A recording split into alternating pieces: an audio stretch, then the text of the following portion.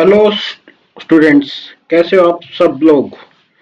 बड़ा ही interesting topic और बड़ा ही आप ये कह सकते हो कि एक ऐसा टॉपिक जिसके बारे में आप ये कह सकते हो कि आज तक बहुत सारे ऐसे विद्वान हुए हैं जिन्होंने बहुत कोशिश की है कि इस जो मिथ है, स्पेशली भारतीय मानसून की, उसको सुलझाया जाए। परंतु आज तक कोई भी जो आपका मौसम वैज्ञानिक है वो लास्ट कंक्लूजन तक नहीं पहुंच पाया है। क्योंकि जब भी हमें ये लगता है कि हाँ, इसकी जो थ्योरी है वो बिल्कुल ठीक है, तभी कुछ ना कुछ ऐसी घटना हो जाती है कि उसको फिर सोचने पे मजबूर हो जाता है। तो अभी तक हमने बहुत सारे जो मानसून से संबंधित सूचनाएं हैं उसके बारे में डिस्कस कर लिया है। अभी जो हम स्टार्ट करेंगे वो स्टार्ट करेंगे कि मानसून की उत्पत्ति कैसे होती है। और मानसून की जब भी उत्पत्ति की बात आती है तो उस अवस्था में हम अलग अलग जो उसके सिद्धांत है उसकी बात करते हैं। उसकी बात क्या करते हैं कि मुख्य रूप से जो हम मानसून के उत्पत्ति के सिद्धांत की बात करते हैं तो उसमें दो मुख्य रूप से सिद्धांत माने जाते हैं। एक होता है ट्रेडिशनल मानसून थ्योरी, जिसको हम पारंपरिक मानसून सिद्धांत बोलते हैं, और दूसरा होता है मॉडर्न थ्योरी, जो आपकी जो नवीन विचारधारा है उसके अनुसार मानसून की उत्पत्ति के अलग अलग जो कंसेप्ट हैं वो अलग अलग विद्वानों ने दिए हैं। जैसे कि एम टी इन का नाम आता है, पिकोटेश्वरम का नाम आता है, थॉमसन का नाम आता है, बहुत सारे ऐसे नाम आते हैं। परंतु उसको हम इससे जो नेक्स्ट वीडियो है उसके अंदर डिस्कस करेंगे। मगर आज हम जिस थ्योरी की बात कर रहे हैं उसको हम बोलते हैं पारंपरिक। पारंपरिक क्यों बोलते हैं? क्योंकि जो ये थ्योरी है ये बेसिकली जो हमारे पास पुराने समय से सूचनाएं हैं उसके आधार पर आधारित है। अब क्या है, जब मानसून शब्द की उत्पत्ति की बात आती है तो स्टार्टिंग में मैंने आप लोगों को एक बताई थी इसकी डेफिनेशन कि अरब का शब्द है जिसका शाब्दिक अर्थ अगर आप निकालोगे तो होता है दिशा में परिवर्तन। ठीक है, मॉनसून या मॉनसून शब्द से लिया गया है। तो मानसून क्या है, वास्तव में जैसे ही समय के ऋतुओं के अंदर परिवर्तन आता है वैसे वैसे क्या होता है, ये अपनी दिशाओं के अंदर परिवर्तन कर लेते हैं। तो इसी सिद्धांत के ऊपर जो हमारी पारंपरिक मानसून सिद्धांत है वो बना हुआ है। कैसे? अगर हम मूल अवधारणा की बात करते हैं तो एडमंड हैली हुए हैं सन 1686 के द्वारा। उन्होंने इस सिद्धांत को प्रतिपादित किया था सबसे पहले। ठीक है, उन्होंने एक सिंपल सी चीज कही थी कि भूमि और समुद्र के ऊपर जो अलग अलग तापमान पाया जाता है उस तापमान के अंतर के कारण ही मानसून पवनें चलती हैं। आप लोगों को इस चीज का पता होगा कि तापमान और वायुदाब दोनों एक दूसरे के विपरीत चलते हैं। विपरीत कैसे चलते हैं? अगर तापमान कम होगा तो दाब अधिक होगा, अगर तापमान ज्यादा होगा तो वायुदाब कम होगा। सिंपल सी ये थ्योरी है। तो इसी थ्योरी के ऊपर बेस करके क्या हुआ कि आपकी जो क्या बोलते हैं, जो ये थ्योरी है, क्लासिकल थ्योरी है, इसको प्रतिपादित करने की उन्होंने कोशिश की थी सन 1686 के अंदर, जिसको हम एडमंड हैली की थ्योरी के नाम से भी जानते हैं। ठीक है, अब उसने क्या कहा था कि जो ग्रीष्मकालीन मानसून प्रक्रिया होती है उसके अंदर जो भूमि है वह पानी से जल्दी गर्म हो जाती है, समुद्र है वह अपेक्षाकृत देर से गर्म होता है। और उसके पीछे एक रीजन क्या था? उसके पीछे ये रीजन था कि पानी होता है ट्रांसपेरेंट, और ट्रांसपेरेंट होने की वजह से या पारगामी होने की वजह से जो सूर्य की किरणें आती हैं वह पानी के काफी अंदर तक चली जाती हैं। एक मैंने आप लोगों को एक चीज और बताई थी, स्पेसिफिक हीट।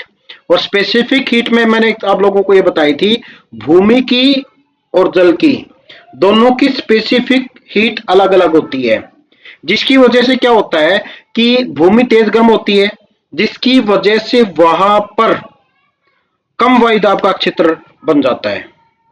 समुद्र ठंडा होता है तो जिसकी वजह से वहां पर उच्च वायुदाब का क्षेत्र बन जाता है।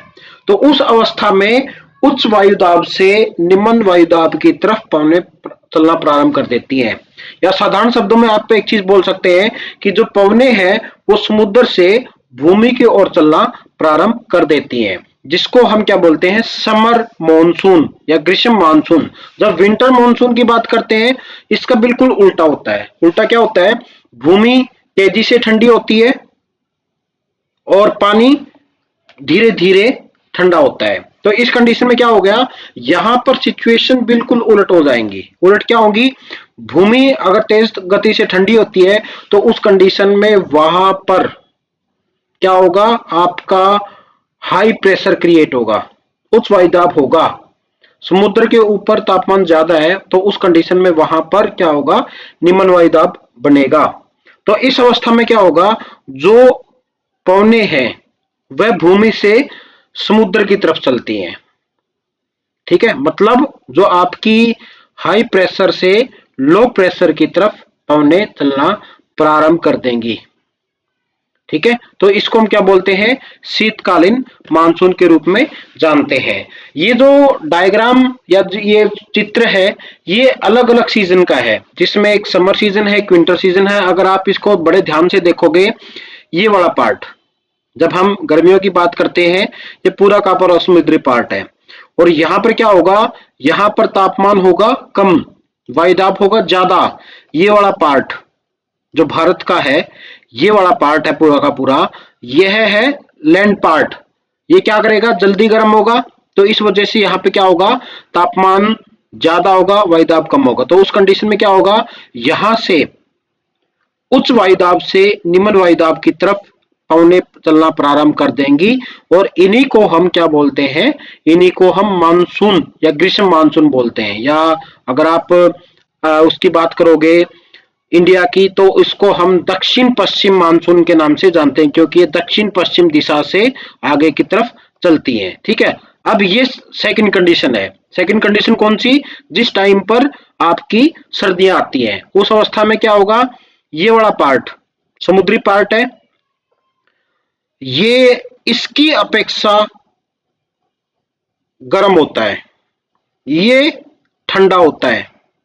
ठीक है, क्योंकि ये क्या करेगा, समुद्र की बजाय जल्दी क्या हो जाता है, ठंडा हो जाता है, जिससे तापमान हो जाता है कम और वायुदाब हो जाता है अधिक। यहां पर तापमान हो जाता है ज्यादा और वायुदाब हो जाता है कम। तो इस कंडीशन में क्या होता है, इस कंडीशन में पवनें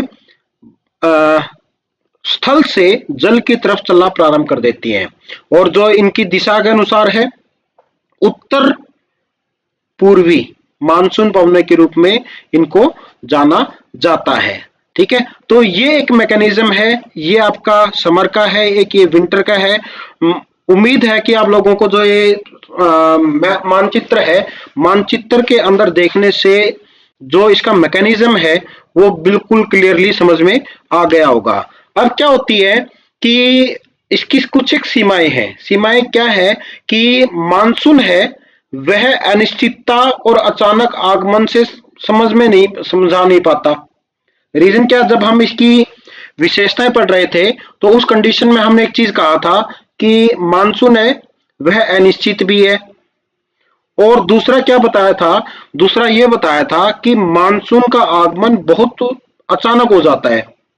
जब ये चीजें आ जाती हैं तो उस कंडीशन में क्या होता है, इस कंडीशन में इस चीज को जो अलग अलग गर्म होना और ठंडा होना, ये चीजें एक्सप्लेन नहीं कर पाती, जिसकी वजह से ये थ्योरी थोड़ी सी क्या एक्सप्लेन करने में सक्षम नहीं है मानसून के आने में, जो भारत के अंदर मानसून आता है।